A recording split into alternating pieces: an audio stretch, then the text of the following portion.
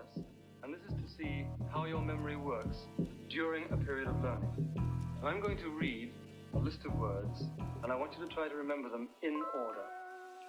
It's going to be a long Hello and list. welcome to the You won't VO2 be able to Lounge. remember all In of this them. episode we're going to be Remember discussing as many the of them. biological passport and how it aims to prevent doping in sport.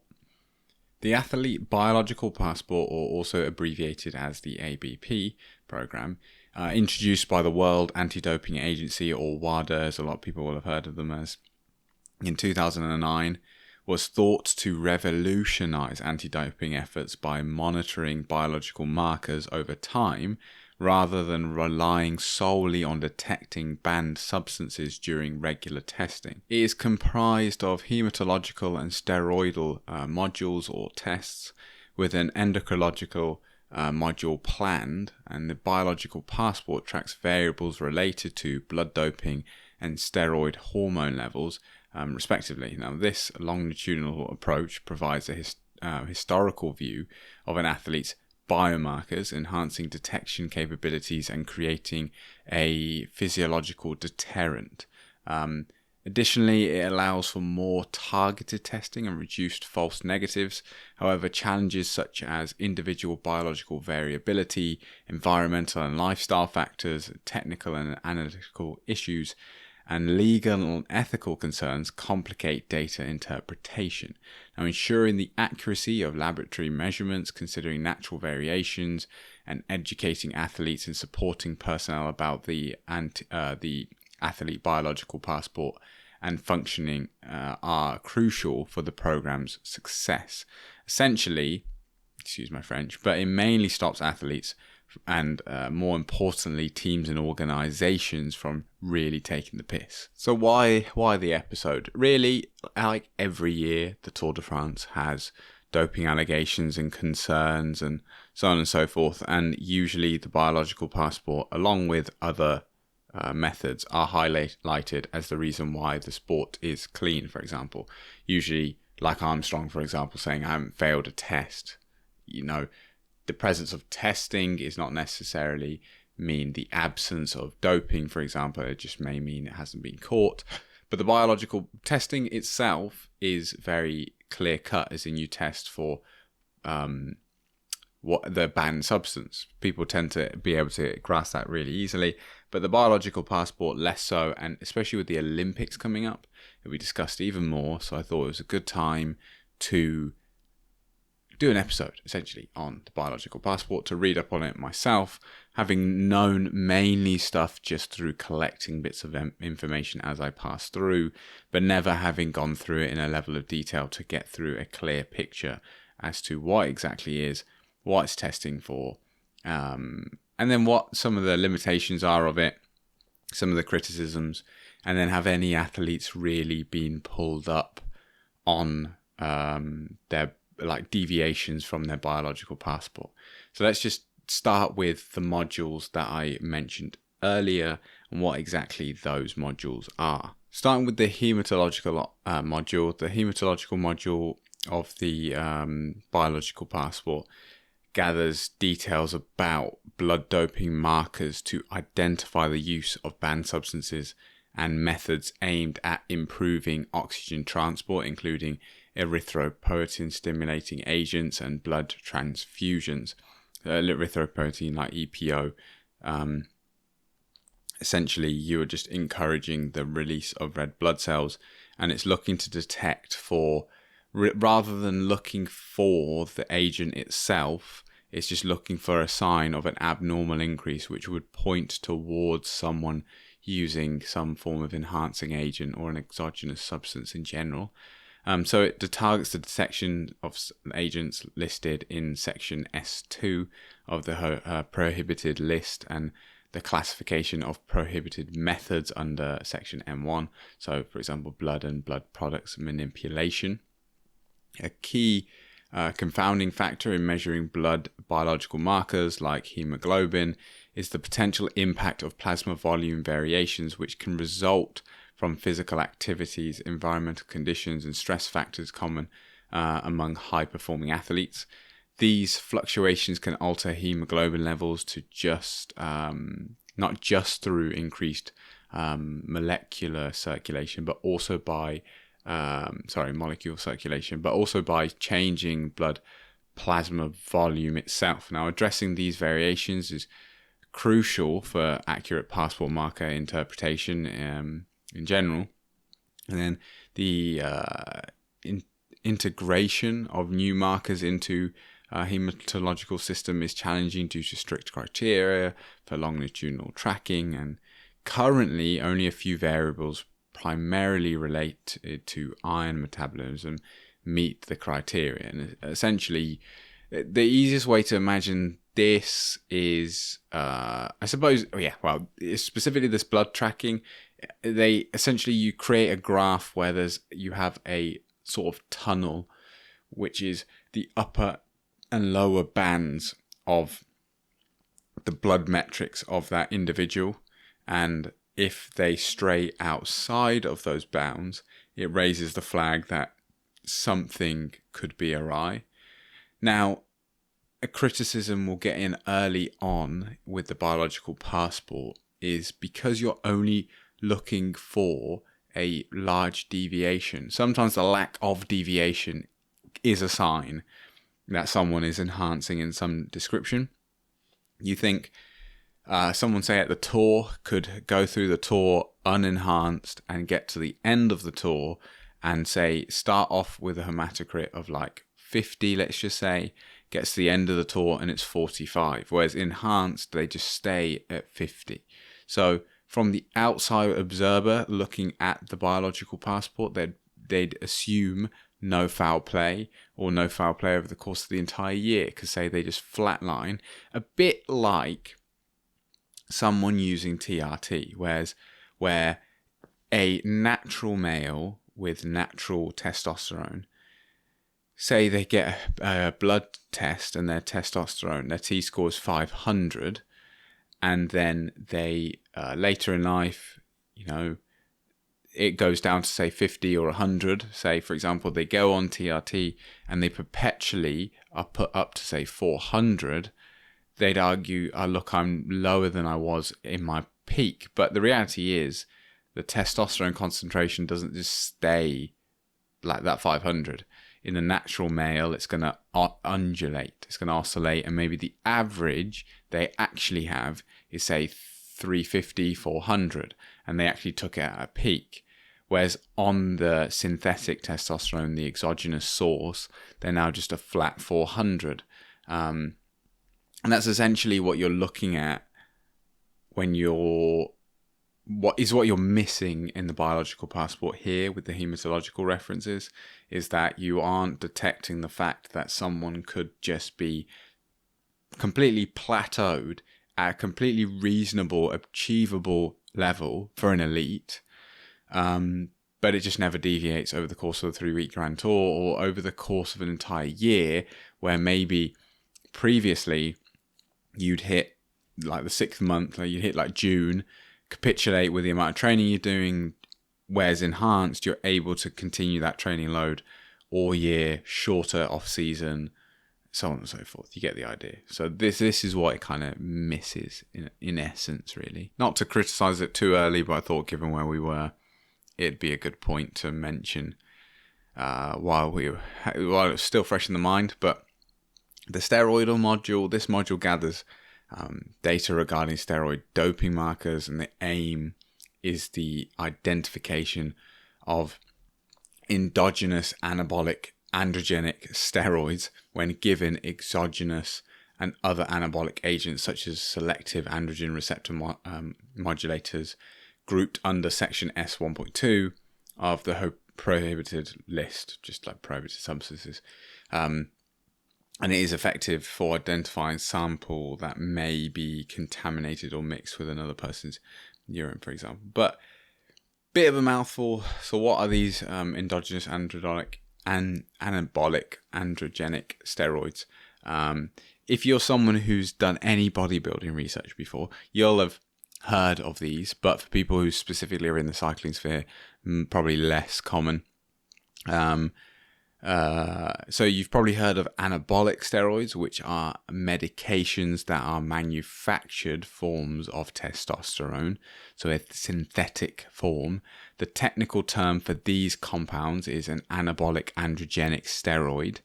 Anabolic refers to the tissue building, like mainly muscle tissue, and the androgenic refers to a group of sex hormones called androgens. So it's just simply a hormone that targets predominantly the building of muscle tissue. Testosterone is the main androgen. It stimulates the development of male characteristics. Levels of testosterone are naturally much higher in men and people assigned to male at birth than in women and people assigned female at birth in general.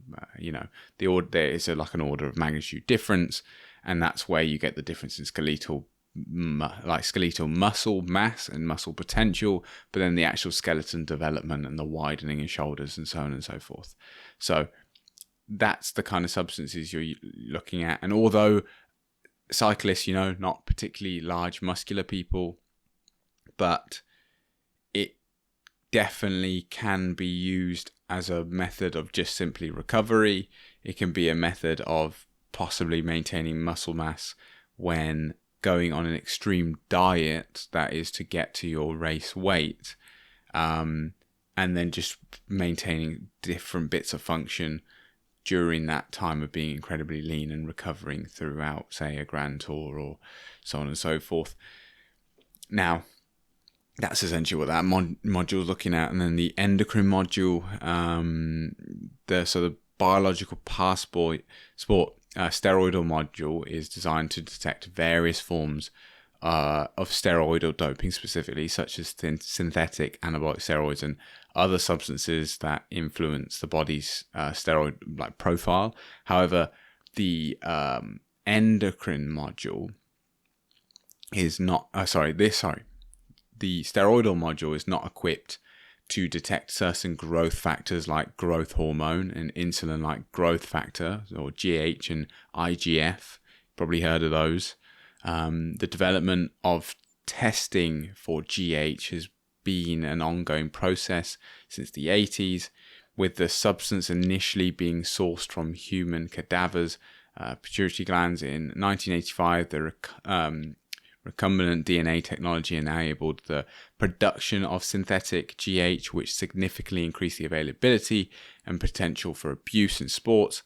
And anti-doping tests for GH were developed in mid-2000s, utilizing the detection of specific isoform patterns unique to recombinant GH. Now, I might be wrong, but I think end of August area, somewhere in that kind of realm, they have actually now implemented this into the biological passport along with some additional markers on the steroidal panel. So GH, or modification or manipulation of it, essentially is now also being added to the biological passport. And I think that's where most of the evolution will come from, is maybe growing the panel of it. And like I said before, it kind of just keeps people a little bit more honest, in the sense that there at least is a broad boundary of where you can't step outside as easily as you once could. But yeah, obviously, like all forms of these tests, there is definitely, well, not speaking from personal experience, but there appears to be that there will be some kind of form of manipulation able to be done, whether that's, well, as we'll get on to, microdosing and so on and so forth. But let's carry on to the athlete passport management unit, which is essentially what's controlling all of this and dealing with not discrepancies, but outliers, let's say, people who have fallen out of their expected boundaries. So in the biological passport process, the athlete passport management unit plays a crucial role, of course. This department typically associated with anti-doping labs, oversees the administrative aspect of the passport program itself to ensure fair and impartial evaluation of the appropriate follow-up of passport results. Key responsibilities of the APMU include providing resources for tailored screening and paper test scheduling, maintaining laboratory data, assembling analytical reports, conducting initial reviews of passport results, and facilitating in-depth assessments of passport information in collaboration with anti-doping organizations and independent experts. Now, additionally, the APMU is responsible for reporting any adverse passport results to the relevant anti-doping agencies. Now, the personnel are required to possess extensive knowledge in administering and managing anti-doping activities, including legal aspects, pre-analytical and diagnostic protocols, and exercise physiology as a whole. Of course, that's important to make sure they know what they're doing. This is not just a tick box exercise. Now, the expertise ensures that the tests are appropriately planned for each athletic discipline based on the predicted effects and commonly abused substances, obviously tailoring them to an event. There are certain substances that may have no benefit or little benefit. For example, we could go back to something in cycling, EPO, taking that as a power lifter or Olympic weightlifting, should I say. What is the benefit of that versus testosterone? Testosterone clearly has much more leverage over the metric at which they are measuring, and that is how much weight you can move, how quickly you can get over your head and complete the lift, for example.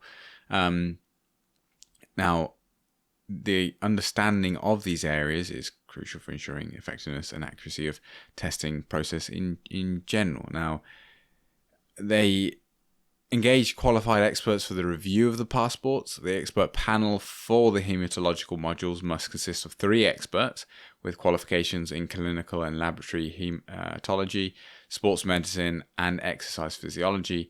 Similarly, the steroidal module requires a panel of experts qualified in laboratory steroid analysis, steroid doping, and metabolism, and then also clinical endocrinology. Now, the criteria for the expert panel include ensuring that no 2 specialists share the same nationality and that the specialists do not have a primary connection with the same corporation.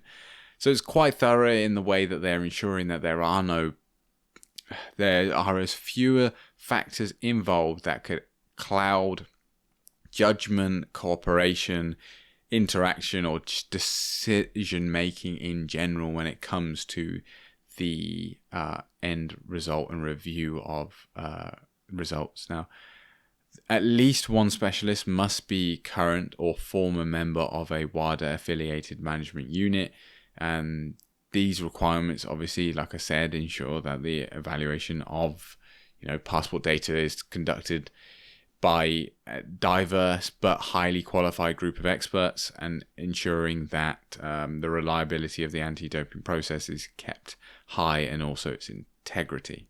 But how does an actual review work in the case that, say, an athlete's biological passport has been flagged as being abnormal? What happens then? So in the case that a profile is flagged as being abnormal, a results management process is initiated in accordance with Annex C of the WADA's International Standard for Results Management. The process transitions from automated software evaluation to expert human evaluation, and the experts will determine whether the observed abnormality is an extreme of natural variation, thus considered normal and no foul play is suspected. 2, caused by pathology, or 3, indicative of doping requiring further testing, or 4, clearly indicative of doping not requiring further testing. How these 2 are determined, I'm not sure if it's the methods of is it say, like, for example, someone had a T-score of 1,500, that's indicative of doping, this is super physiological, but requires further testing to clarify, or they've got a T-score of like 5,000, at which point, or 20,000. So they're like, there is no natural process on Earth that would result in this individual's testosterone score. At the same time, I should probably highlight that pathology would be injury or disease. So whether this outlying result is the result of an injury they have sustained that's affected blood markers, for example, or triggered something in the body, whether that's high or low, essentially, could be a reason for the anomaly to be flagged. Now, it's important to note that even if an athlete's passport finding is not flagged in this method, a WADA-approved athlete passport management unit may still refer an ABP for expert evaluation based on specific criteria, such as data falling outside the adaptive model or intelligence regarding an athlete. Just essentially a suspicion that this athlete is deemed to potentially be enhancing themselves in some way. So can it be further reviewed, their biological passport? Now, the anonymized evaluation process involves two-layer system of experts. Expert evaluation by initial expert. A first expert conducts an initial review to categorize the profile as normal, suspicious, or likely doping, or likely medical condition based on the available information that is presented to them. Then it's expert evaluation by initial expert and two additional experts. If the initial expert finds that the biological passport profile is indicative of doping, it then undergoes review by three experts, the initial expert and two independent experts. These experts may request additional information, such as the athlete's whereabouts and competitive schedule, as part of their evaluation. Now, then comes the athlete explanation. If all three experts agree that doping is likely, an APF is declared. The athlete is then contacted, provided with supporting documentation, and given the opportunity to explain the anomaly in their results.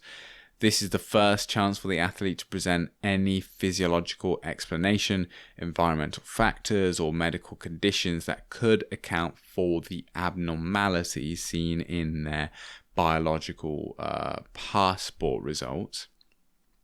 Now, then moves to an expert panel reassessment.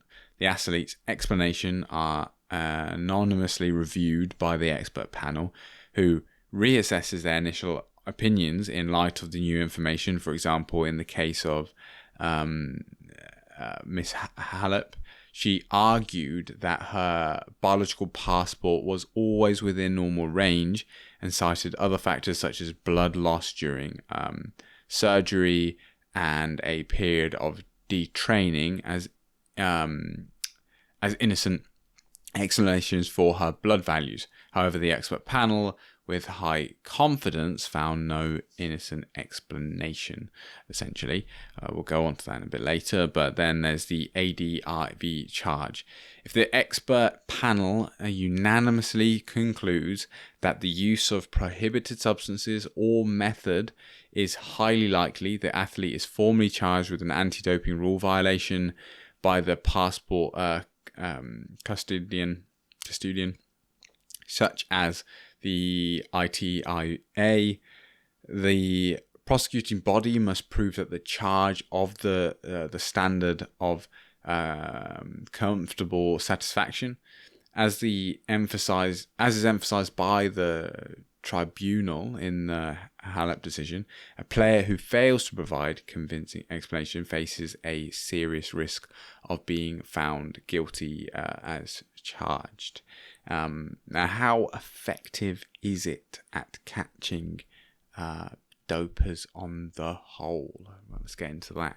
So just in case it wasn't clear or hadn't really gone over it, The biological passport was obviously developed to address the challenge of directly detecting blood doping through blood or urine samples. Blood doping is the illicit method aimed at enhancing athletic performance by increasing the number of red blood cells in the bloodstream, thereby enabling the body to transport more oxygen to the muscles, obviously required for the end result of ATP production and force production, and therefore you running or pedaling or whatever it is.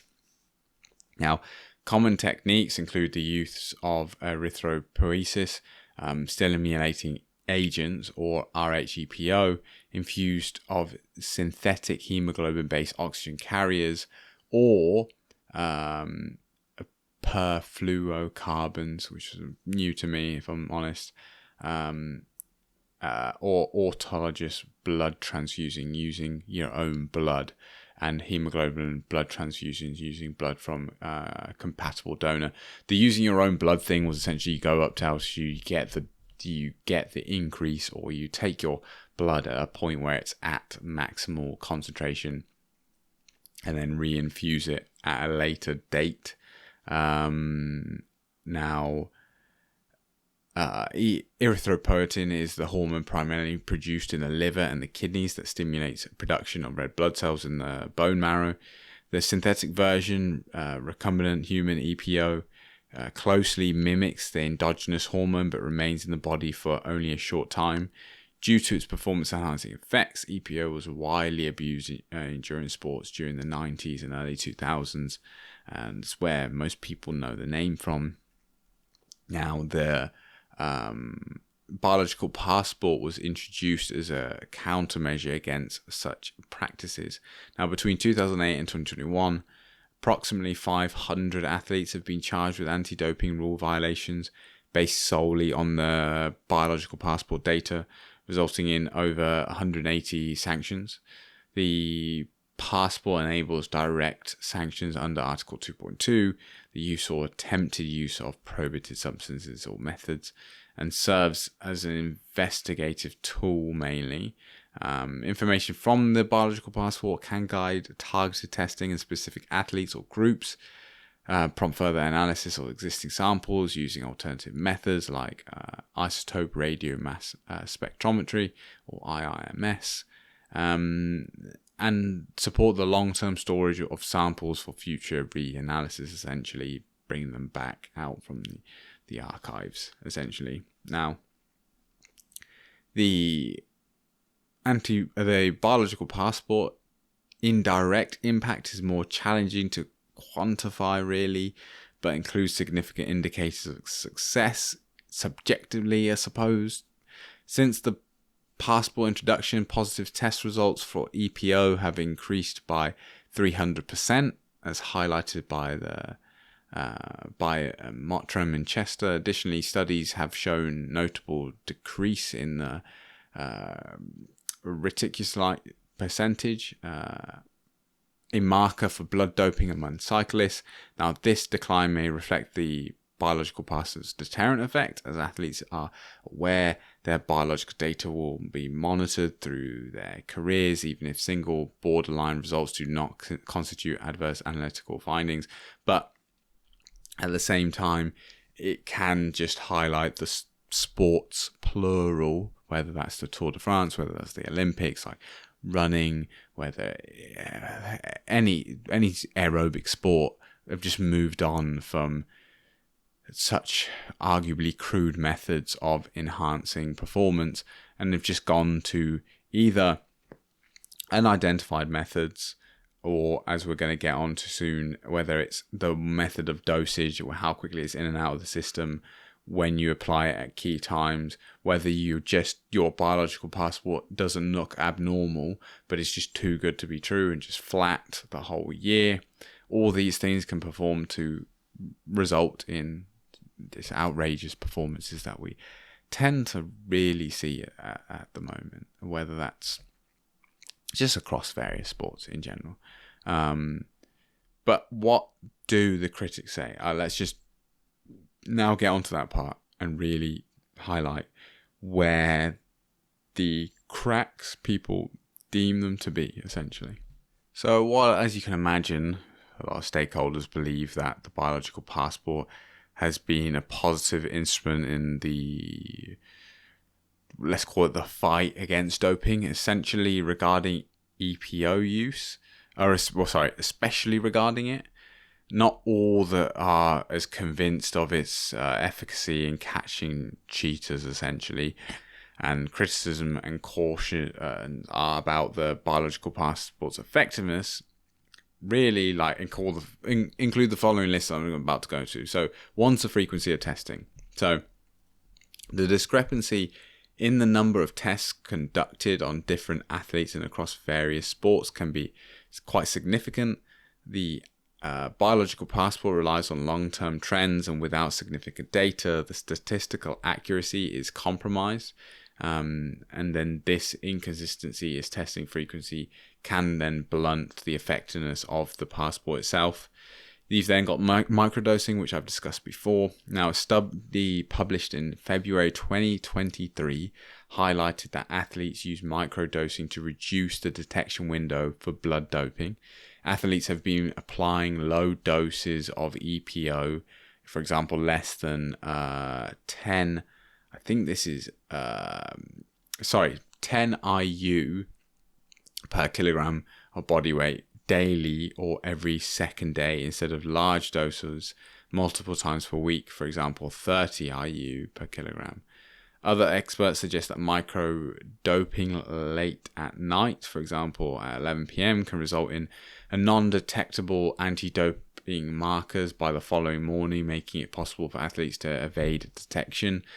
That's where, I think it was the tour a couple of years ago, there was these kind of concepts of like testosterone patches being used at night, and unless the anti-doping committee turned up at a very specific window in the night, because obviously it's got to climb to an abnormal level, and then it's going to also drop off. Now, yes, maybe they detect the banned substance, but it depends. The window becomes smaller and smaller versus someone who's just perpetually being taking the banned substance. And you've got plasma volume. Certain blood parameters used in the biological passport are influenced by plasma volume of the blood, which consists mainly of water but also includes some dissolved proteins, glucose and hormones.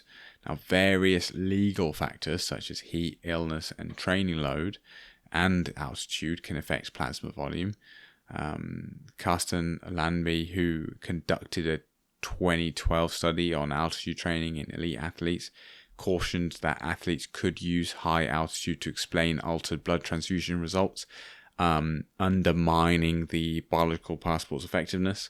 That's kind of what I was pointing to, I think, the last episode on high altitude training, how there's potential that not everyone, or it's a guarantee that not everyone's going to have the same response to altitude in such a positive manner as maybe some individuals.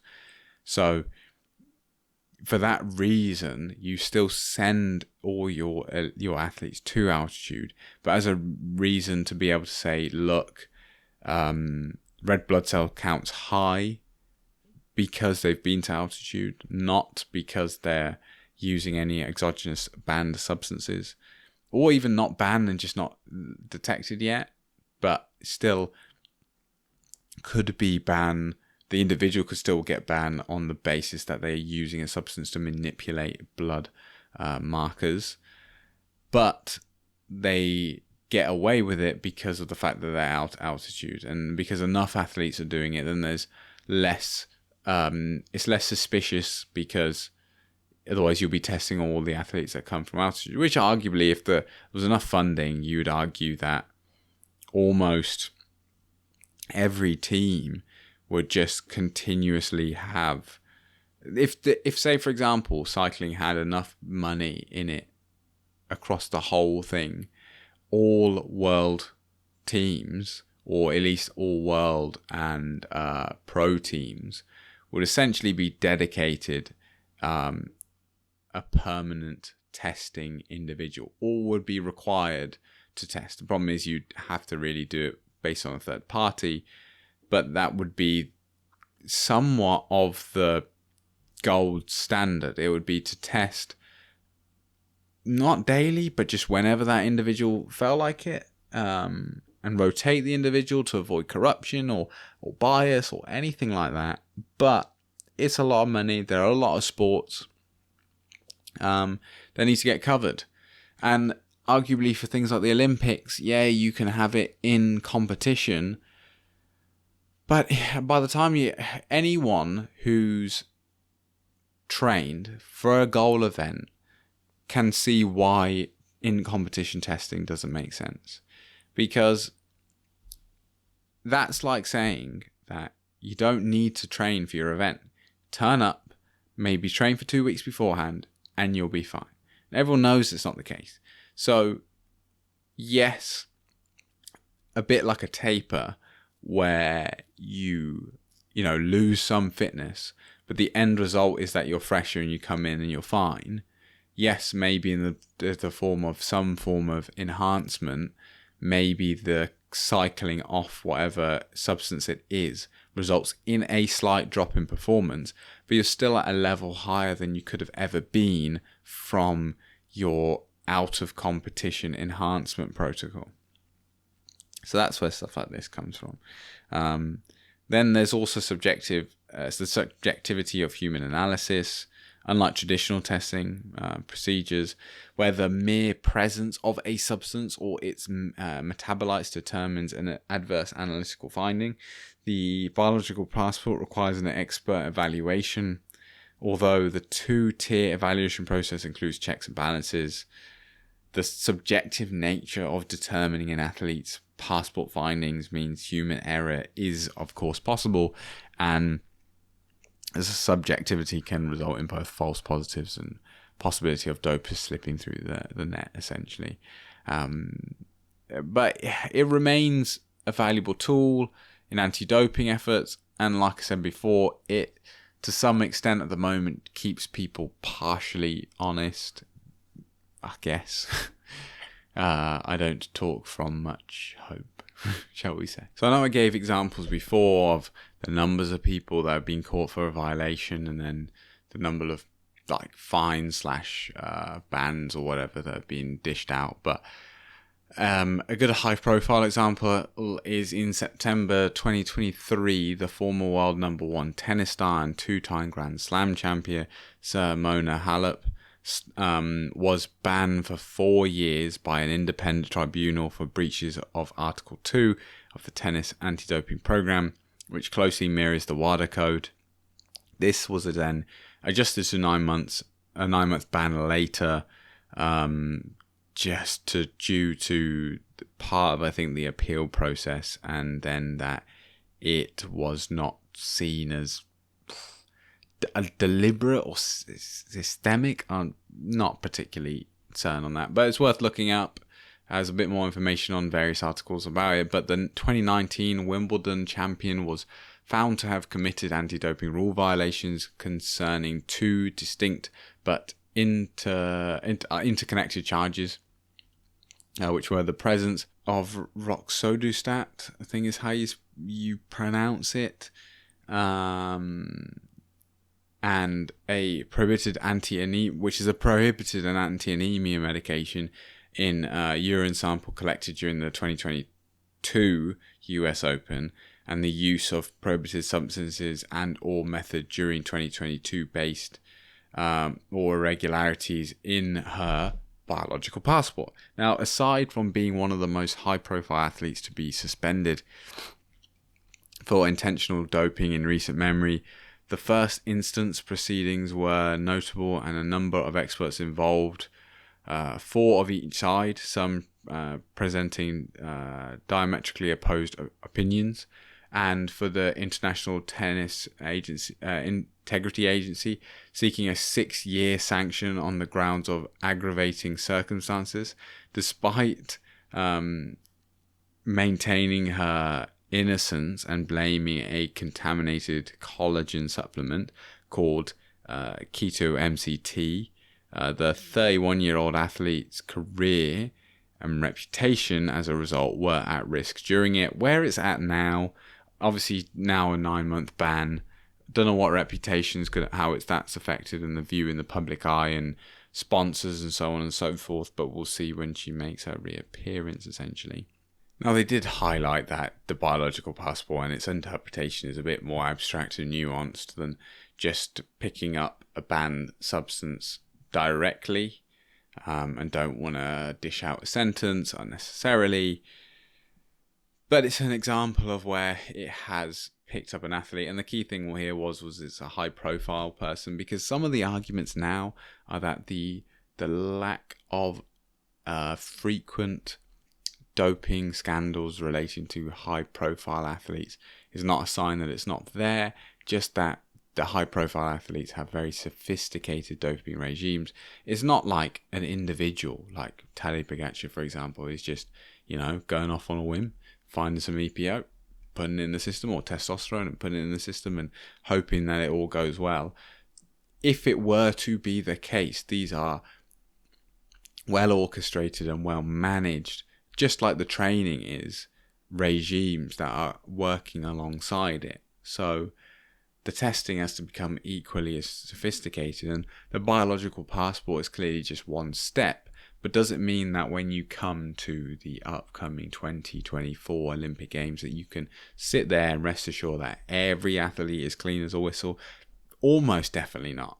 Given the performances that are occurring, you are always left wondering, and I think we always will be, until there becomes this either ludicrously simple way of implementing a robust and unfaltering or uncheatable system, or just loads of money gets pumped into the point where, like I said, you can monitor everyone to an infinite point, then you're always going to be left with this uncertainty, and whether designer substances are being used, and whether things like altitude training and heat acclimation and so on and so forth or even return from injury, and arguing that the change in parameters is a result of an injury, but